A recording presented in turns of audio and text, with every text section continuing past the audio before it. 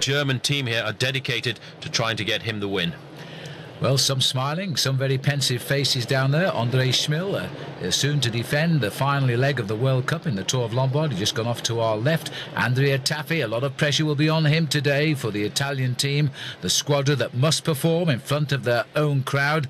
The pressure perhaps less so on the Dutch and indeed on the pensive face there of Alex Zülle. So at 10 o'clock in the morning, they're rolling away. The clock starts now. 260 kilometres, 16 laps of what I think will be a very tough circuit, and judging by the under-23 road race, the women's road race and junior road races we've seen on this same course all week, we're in for a great race. A very difficult course, 16.3 kilometres around, and every time the riders have the very difficult climb of the Torricelli to go up to, and that reaches a maximum of 283 metres. 16 laps, making it 260 kilometres around here, and certainly it is going to be a war of attrition because the racing will be difficult, especially on the climb. But I have to say, I reckon Jan Ullrich is looking very relaxed on the start line this morning, already having got a world title under his belt, and he's going to be a very difficult man to beat because this is a circuit today for the tough riders. And if we're going for cockiness, making a real favourite, then we also have to think of Frankie van der Broek. But let's look back to Valkenburg 1 year ago, and this man, after a brilliant road race, coming out a justifiable good winner of the World Championship, Oscar Kammerzind of Switzerland, reliving the great moments for a country that's been without a world champion for an awful long time. And since becoming world champion, Kammerzind only 2 wins under his belt this season. He, of course, went on to win immediately the Tour of Lombardy last year. But he's had a good year. 4th in the Flèche Wallonne, 8th in Liège-Bastogne-Liège, and 11th in the Tour of Italy. So now he'll look for a good defence of his title, and he knows what it's all about. The field, though, Paul, as we rejoin the race here, the sun has now come up. We're a few laps down the road. There has been no attacks at all, just a nice tempo, and not surprisingly, plenty of the squadra in the lead. All the riders on the start line this morning fielding 12 men. But in fact, the Swiss allowed to field 13 riders because they have the defending champion Oscar Kammerzind in their midst, so therefore they can start him as an extra rider, and that will give them a slight advantage going into the final of this race. Alex Zülle there, riding a pretty good road race so far, but as you can see, very much to the front at the World Championship. Always the French team trying to put the hammer down, trying to keep the race difficult, especially over the summit of the climb. Well, we've now just started to get a series of attacks here. We're moving on to around 7 laps to go from the finish now, and the pressure has noticeably been applied. André Schmil has been in the action as well, but we can tell you that very early on today at the 6th lap, Frankie van der Broek has crashed. His team dropped back for him, including Johan Museo. He's back safely in the pack and seems okay, but one rider out of the race, and rather sadly for the locals, is David Rebellin, because he's crashed and we believe has broken ribs. He's gone to hospital. You notice a lot of work has been done here as well by the German team. The Germans in a new strip this year wearing blue and white, and in fact a lot of that is really because they're trying to just ride for one man here this afternoon, and that is going to be the sole leader of the team, Jan Ullrich. Tafi now trying to hotten up the pace at the front. Tafi also feels as if he's got very good legs at this end of season. Well, there's 1 or 2 good ones, as always, on the Italian squad. There's 1 or 2 notables missing, of course, including Marco Pantani, who this time last year was saying how much he wanted to win the world title on this circuit, but having had a very controversial end to his campaign this summer, he's not here. But Tafi is seemingly trying to soften things up a little bit now, Paul, because their man on form is Francesco Casagrande, a man out with a doping suspension until the start of the Tour of Switzerland, which he won, and he's having a great end of term. He certainly is, but at the moment really all of the pressure is being put on by the French and the German team, trying to make this a very difficult course, trying to harden it up at the most difficult part on the course, which is the climb of the Torricelli. Well, this is the group that has been steadily building, but it's really not getting anywhere at all away from the main field. The big names are still watching from afar and marking each other nicely, as the chase now is beginning to shut it down a little bit. Just about 1.5 minutes it was over the top of the Torricelli. This is a climb which takes the riders up to 283 metres above sea level. It starts to bite at around the 170 metres level at San Leonardo and then goes straight up to the top. It's not the steepness of the climb, of course, it's the repetitiveness that one has going over it 16 times, and it does begin to bite. Well, Andrea Taffy in second position there. That's Ribiera, the Spanish rider, in first position. And this is a pretty serious breakaway. Alex Zuller has managed to get himself up there, as well as Geert van Bont, the Belgian rider. It's interesting to note that Taffy's gone into this early breakaway. He feels he's got a great chance of winning here, but what it's done is put a lot of pressure onto the German team, who will have to chase. You can see the Italians in second and third position in the main field there. They're actually riding a defending role at the moment, hoping that the advantage turns towards Taffy. It looks like Van Bon on the front here for Rabobank. Oh, I shouldn't say that really, because he's for Holland in the World Championship, not for, of course, for his individual team. This is the only time of the year the riders pull on their national team jerseys. Here's the breakdown of that league group. And Zuller was the man that started stirring it up. Taffy spotted it and has gone with him. And this is Andrea Taffy at the back, a remarkable rider, and has developed so much, particularly this last 3 or 4 seasons, as to be a top boy in Italy. What a great performance by Taffy earlier on in this season, getting that victory in Paris-Roubaix, the race that he loves and the race that he has really dedicated himself to winning over the last 3 seasons. Their advantage now, Phil, over the chasing group is just down to 15 seconds. But interesting to note that the Belgians are riding well here today. They've placed 2 men into this leading group. And there's the man who has been very active here, Alex Zuller. A remarkable second place on his comeback to the Tour de France, and pushing Lance Armstrong all of the way to his victory in that event, when whenever Lance came out with a stage win, it was Alex Zuller who crossed the line in second place. And what a different story it might have been if Alex Zuller hadn't lost over 6 minutes on the 3rd or 4th stage over the Passage au Gois, because that really turned the books for Alex Zuller, and that took him out of the race as being a major contender. But he didn't give up, and he fought his way back and came up with second position, which is pretty remarkable when you think of the season that he had the year before and all that involvement with the Festina affair of 1998. Leon Van Bon doing a lot of work here, Paul, to try and shut down this breakaway containing Zuller. The Tavosi, having spent first couple of hours of the coming up to dawn this morning, walking out with little ice buckets up onto the climb, getting in the best position for the day. The town here has been shut down for a week now, and nobody seems to mind at all. Well, Van Bon, a former medalist at the World Championship today, doing an awful lot of work, because the Dutch camp really, Phil, today think that Michael Bogaert is going to be the favourite, because this certainly is a course that suits him.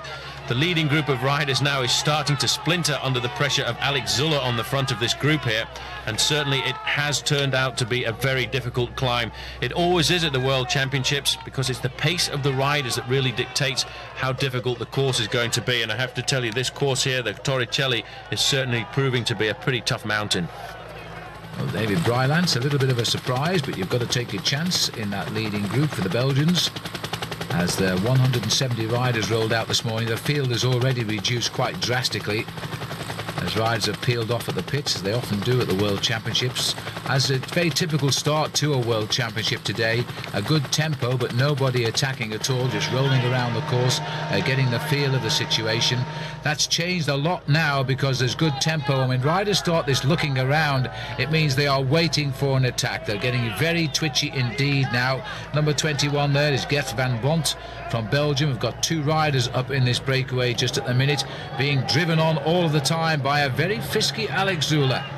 Zuller obviously trying to put the pressure on, hoping that in fact if there is a reaction, it'll come from the main field behind, and he can stay in the front split over the top of this climb. A great performance by Zuller at the moment, riding a very strong race here at the World Championships. But you can see you may be unlucky for Alex, because he's wearing number 13 today.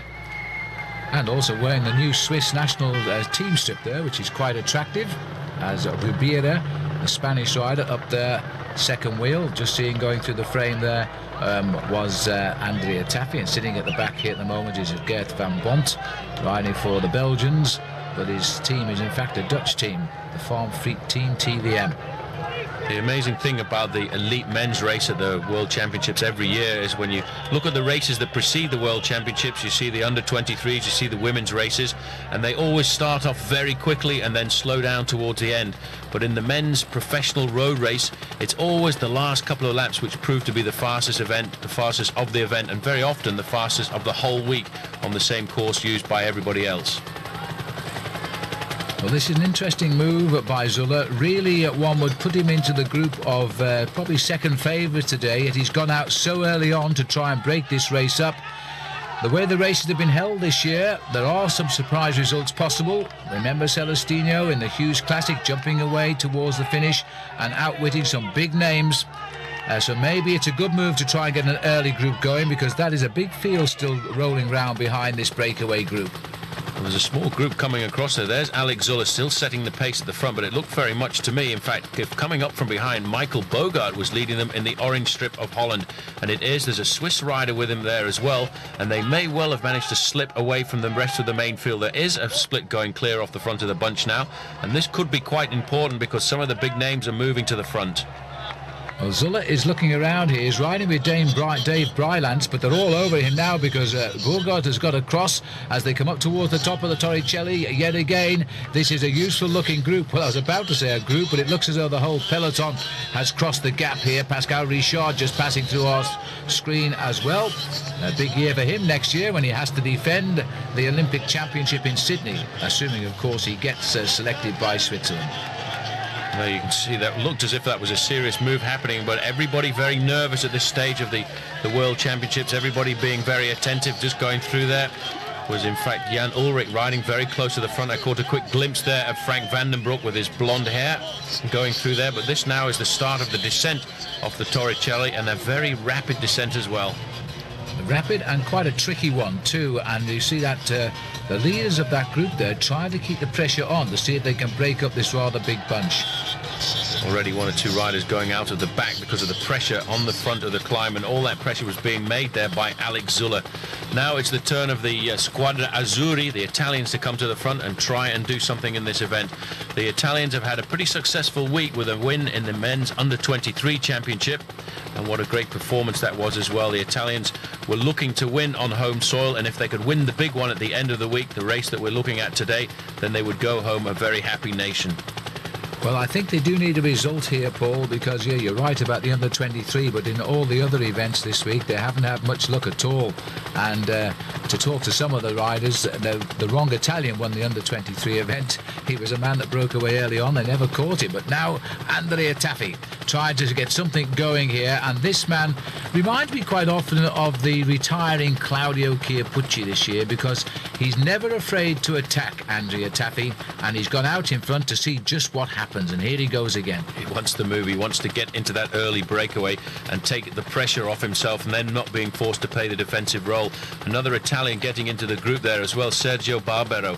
Two Italians now getting themselves into a leading group of four, but there, Phil, is the main field. Nobody is going to let Taffi get 30 or 40 seconds up the road, because they know he is such a strong rider, and on a course like this he's capable of staying away for 30 or 40 kilometres. Well, they're not going to give him any room at the moment as they start to chase him down the mountain here and then gradually try and regroup. This is an interesting looking group that's getting itself together now, but Taffi seems to be the man. He's the captain of the Squadra, and he's trying to get something set up because he knows they can't carry some of these names to the finish, least of all Jan Ullrich. And we haven't seen anything at all of Frankie Vandenbroek really since his crash when he was brought back into the field. Chance there just to see a group of stragglers who are now round about ready to call it a day here at the World Championships, more than 3 minutes behind, but the pressure is certainly on at the front. But again, you see today, Phil, the Dutch are being very attentive. They're trying to keep themselves in close contact, trying to make sure that nothing gets off the front and puts them into a situation where they have to play a defensive role. There's Rolf Sorensen moving forward too today, riding for Denmark. Another attack here from Alex Zuller. Goes over the shoulder of Martin Den Bakker. And this is the second time Zuller has launched an attack. He caused a little bit of consternation with the last one, and he's gone again now. He's being chased here by Rolf Aldag. Aldag, the workhorse for, the very faithful workhorse too, of Jan Ullrich. Rides on the same team as him, as well as being of the same nation. And he's got himself onto the tail of Alex Zuller. Zuller really being very aggressive, surprisingly enough, attacking on the flattest part of the course here. But as one or two countries have different jerseys this year. In fact, this is the new strip as well for the Spanish team going to the front. It looked very much as if that was Garcia Acosta trying to get himself off the front, but again, shadowed by the Italians. This is obviously the Italian tactic today, to make sure that they have a man in at least every move that is going up the road. And Garcia Acosta had a great Tour of Spain this year in the colours of Banesto. Banesto refound themselves in the Vuelta and were in the thick of the action. It was an excellent Tour of Spain, and I hope you'll all enjoy watching that one. But we're looking down now at the Elite Men's World Championship, over the halfway point, and still no decisive moves whatsoever here, because a lot of riders seem to have the measure of one another. And I have to say, Paul, that the Italian squad don't seem to have the grip on this race like we've seen in the past. Certainly not the big Squadra Azzurri as it has been in the past. In fact, looking to the front there's an American rider. It looks like that must be Chan McRae. The American team not as strong as it has been at the World Championships in the last few years, but today, under the influence of the team manager Jim Okovitz, who's in the American team car driving there, he will certainly try and get them to do the best that they can.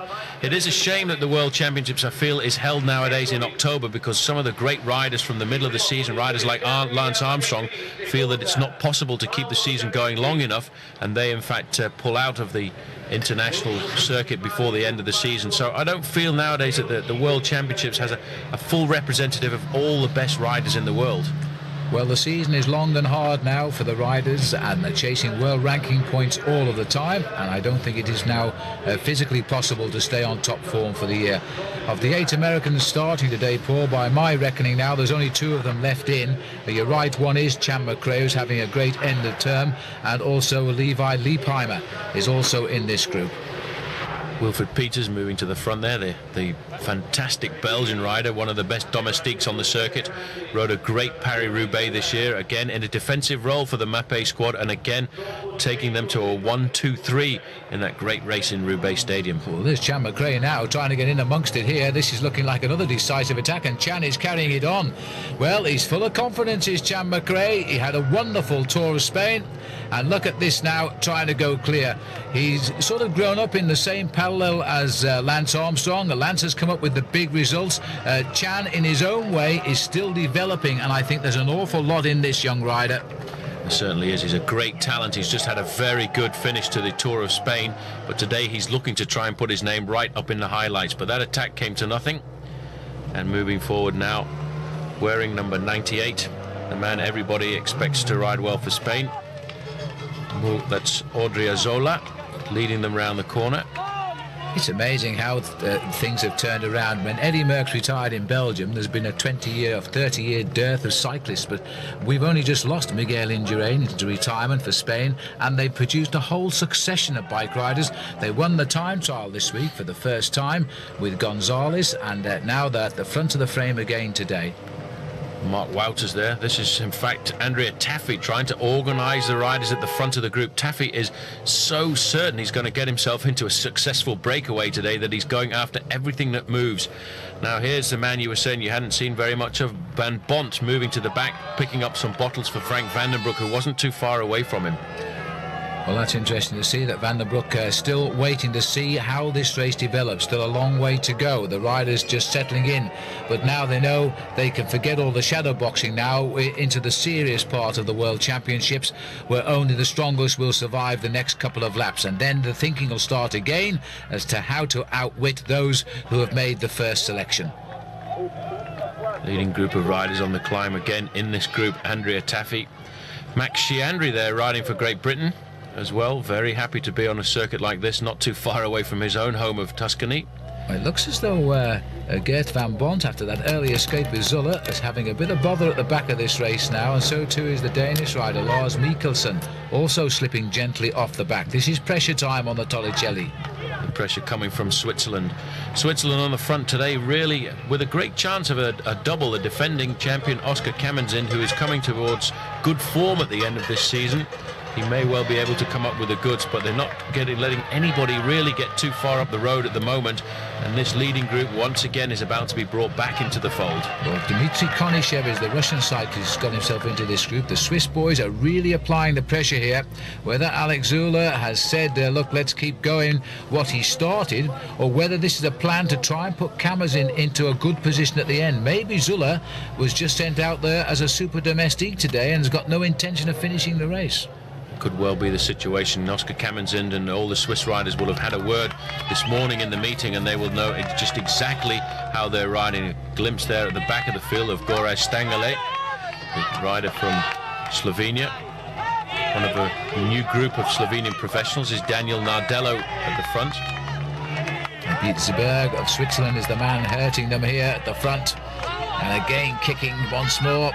This man is a good sprinter. If he gets the finish to use it, he wipes up a lot of bunch sprints along with his brother Marcus.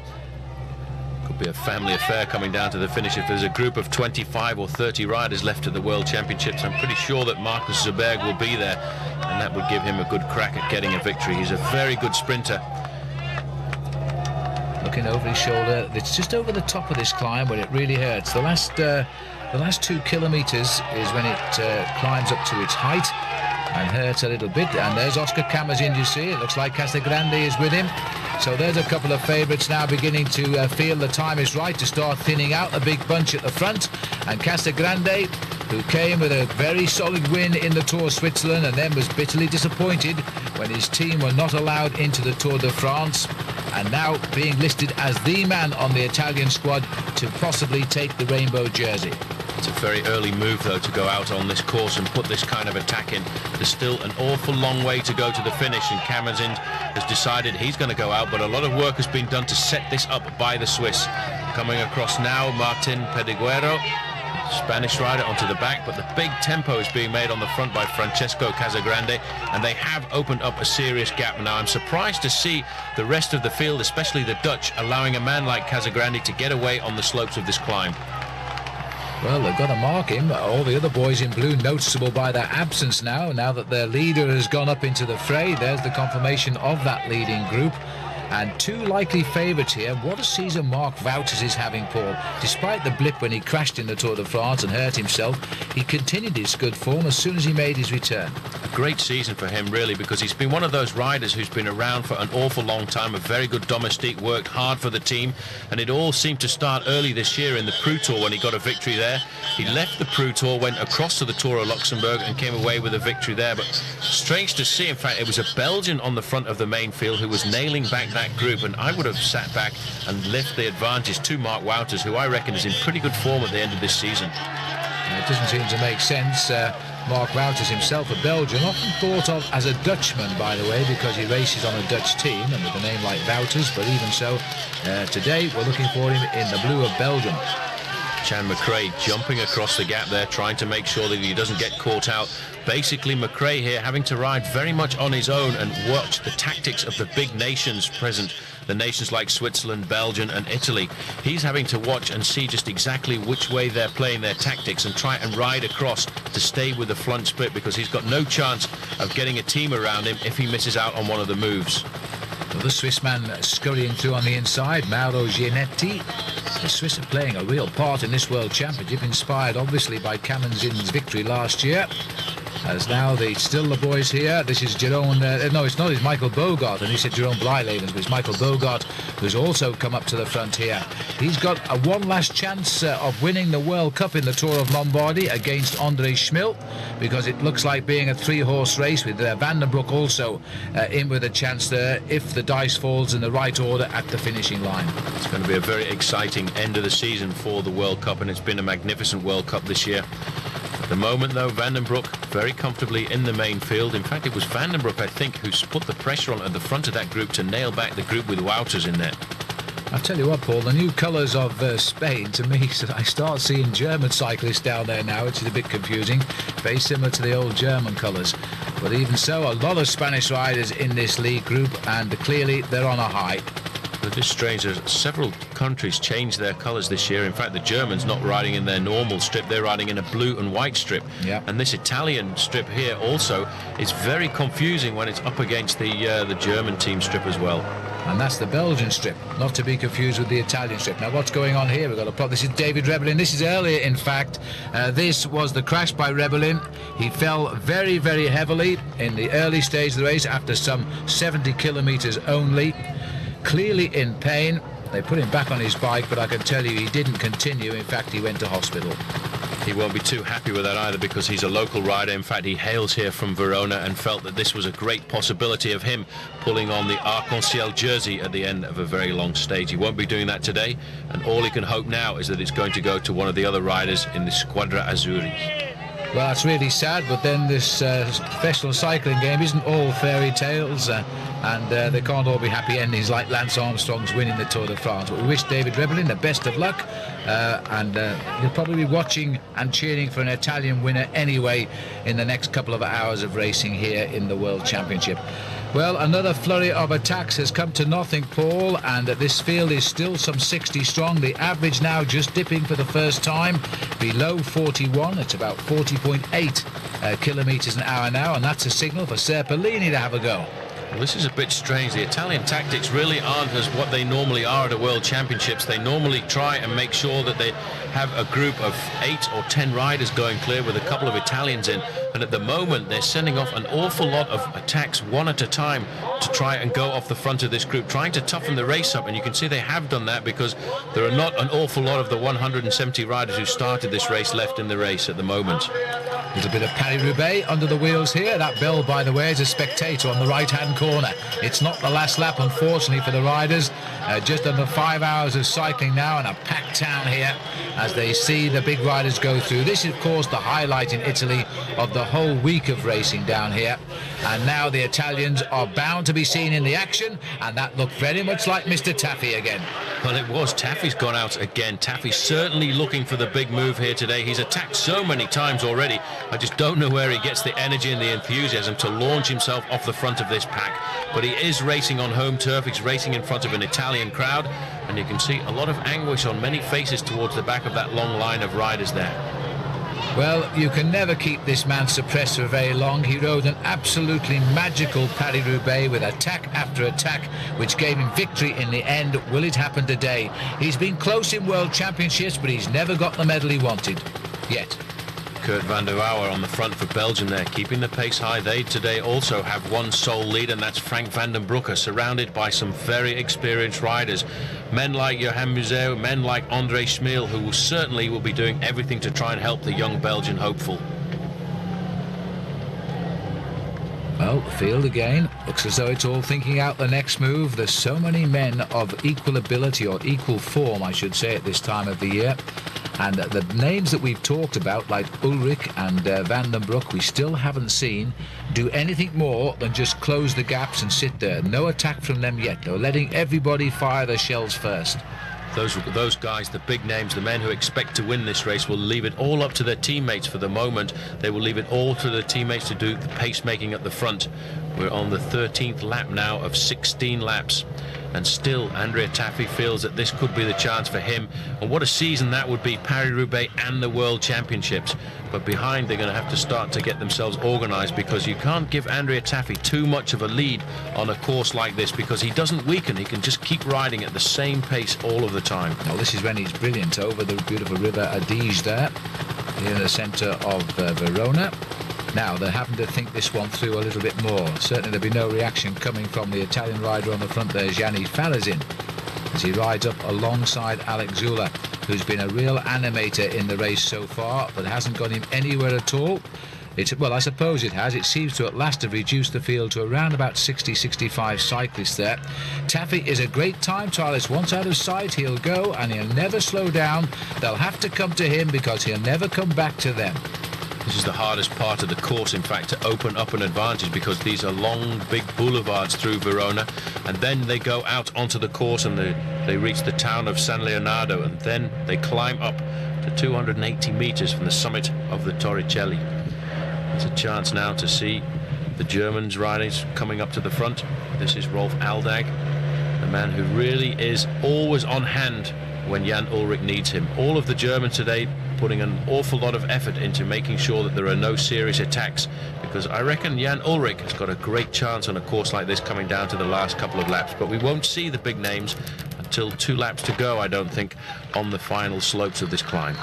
Then in that case, we must assume that Taffy here is trying to just soften them up in favour of Casagrande. Also, Gianni Farazin is back in that group, and Marco Velo is there too. They've still got plenty of the boys in blue back there, but it's becoming a 4 or 5 nation contest once again, with the Spanish, the Swiss, the Belgian, the Dutch and the Italian. And I suppose I should mention the French, because I've noticed Brochard down there, and also Jean-Cyril Robin. Well, the French have not been as aggressive as they normally are in World Championships. Normally, the French tactics coming through to the Worlds is always to launch attack after attack on the slopes of the climb that every World Championship seems to have. But this year, they seem to be playing much more of a waiting game, leaving it up to the Swiss, who seem to be fairly certain this year that they've got a great chance of victory, either from Oscar Kamenzin or from Marcus Zerberg, if they can get a big bunch down to the finish line, because Zerberg is a very good sprint finisher, and I think that's another reason why we've seen a very omnipresent Swiss team at the front of this bunch. Well, Peter Farazijn is the rider leading at the moment for Belgium, just got passed by his teammate there, and not to be confused with Gianni Farazin, because he's Italian, and he certainly won't be chasing his team captain right now, otherwise he will get an earful when he brings him back. But Andrea Tafi is just going to stay out there and see what happens now as we head towards the last 2 laps of the course, and he's about 45 kilometers from the finish here, which is not that far away, 28 miles or so to race. He's forged himself a lead of 45 seconds. It's the Belgians who are having to chase, so clearly Van den Broek is in there and having no problems with his accident very early on today. So it's their job to keep this race in contention. It's a chance for the Italian squadra to have a little rest behind and think what they're going to do with Casagrande. The thing is, the Italians are always the team to beat at every World Championship, but of course today it's on their own country turf. Then they're going to find it very tough to shake off these riders. They're obviously very worried about this move, because look at that now, 4 Belgian riders moving up to the front, and a couple of those Belgian riders are probably going to be Mappé riders as well. Wilfried Peters could still well be in the action, as Johan Museeuw was as well, and normally they would ride alongside Andrea Tafi, but at the World Championships everybody rides for their respective nation, and they do have to chase down riders who on other occasions actually come from the same trade team. Another one up there in second wheel at the moment, Kurt van der Wouwer, who had a wonderful Tour de France also this year for Lotto. One day they might have a winner there. Mark Wouters up in second place with the orange helmet of Rabobank, but Taffy's having a hard time on this climb. The crowd are going absolutely crazy because they'll be getting all of the information. It's wild at the World Championships because all of the people at the side of the road here have small portable televisions that they can watch when the riders go out for the rest of the loop, and they come up alongside the road to watch them go past live before turning their faces back to the monitor and really living the whole race live. Taffy, a popular person with the Tifosi, although he's only won 2 races this year. He always features heavily in them, as we watch here. Peter Farazijn set the pace here now, determined to get this race back up to the back wheel of this man here, and he's riding absolutely superbly is Andrea Tafi, and I'm sure being cheered all the way by his wife Gloria and his 2 children as they watch Dad on the telly. Taffy is such a tough rider, a very strong man, always willing to attack, and it's surprising after so many attacks today that he's managed to get himself off the front, but he's not really building on the lead. If he's going to try and succeed a move like this, he should be really looking to open up a gap of 2 to 3 minutes at the moment, but you can see the Belgians have decided we're working for Van den Broek. There's a first glimpse there in about 6th position of Jan Ullrich, and not too far away also Francesco Casagrande was there. Well, these are absolutely crucial moments now in any World Championship when you're on towards the last 2 laps. You can't afford now to not be with the move that goes. They know the move is going to come. Taffy surely doesn't dream of staying out there for the rest of this race. His best finish in the World Championships is 6th, which he did in 1996, and on that year he really could have so easily have been the win, but that indeed went to Johan Museeuw. Chance there to see the little earpiece in the ear of Andrea Tafi. Nearly all of the teams now, all the top teams in the world, using some kind of 2-way communication to get information from the team managers in the car, which I think does make it a little safer. Well, there's Wilfried Peters, and that's a shame. He's done his work for the day. He really is a tough domestique, always prepared to work for the team. He'll be going to take an early shower now, get the TV turned on in the hotel room, and just keep his fingers crossed for Van den Broek. A strong man has done his job and hopes that Van der Broek can now finish it off. He's in that lead group. Well, the lead group, I suppose, is correct because the one man at the front hardly constitutes a group, but there they are. As we continue on, you've got a good idea there of how long this climb is. It's some 4 kilometres and gets tougher towards the top. Pace being set here by Dave Brylontz, who's actually ridden very well, but there's trouble here for Mark Wouters, Paul. It looks like he's given up. Difficult ride for Wouters. He was at the front a few moments ago, really giving it the full energy, trying to make sure that they could pull back Andrea Tafi. But you see, each of these teams today has decided, and it's a very risky thing to do, to invest in just one man. The Germans are investing